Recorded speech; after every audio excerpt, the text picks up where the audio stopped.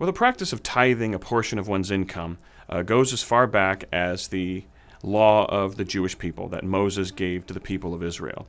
And in the book of Deuteronomy, chapter 14, he commands the tribes of Israel to tithe 10% of their income, of the produce of the land, and present it to the Levite tribe. And the reason for that is a very practical one.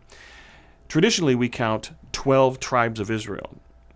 But when you look at the names of the 12, one name that's very common that we are aware of is always excluded, and that is the tribe of Levi, which would seem unusual. Even Jesus speaks of Levites.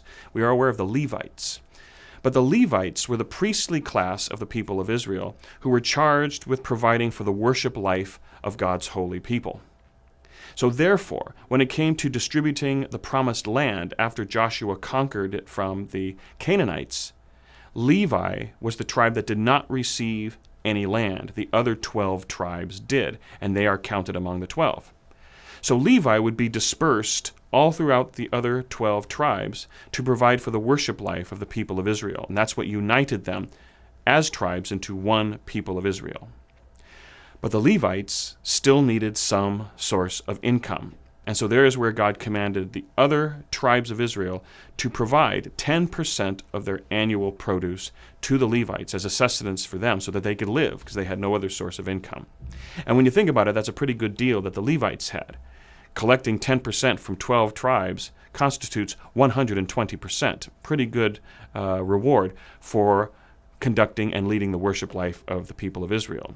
But even the Levites themselves were called to provide 10% contribution to their worship, to the sacrificial worship that they provided for the people. And so that's where tithing pretty much began in the Jewish Christian tradition. We continue that practice as Catholics. We have our weekly collection. We have other contributions. We have goodwill offerings. We have offerings to the poor. And the traditional percentage is a tithe. It's 10%. And the idea, at least in the Judeo-Christian sense, is not only the practical use of providing for the priests in our midst, the Levites and the priests in our parishes, but also a growth in spiritual awareness as well. The idea is that we recognize God's many gifts to us in our lives. The income that we have from making good use of the gifts that God gave us, the talents that God gave us. And in recognizing that, giving a little bit of it back to God through the church for the worship life of the community as a whole, and providing for those who've dedicated their lives to leading that worship.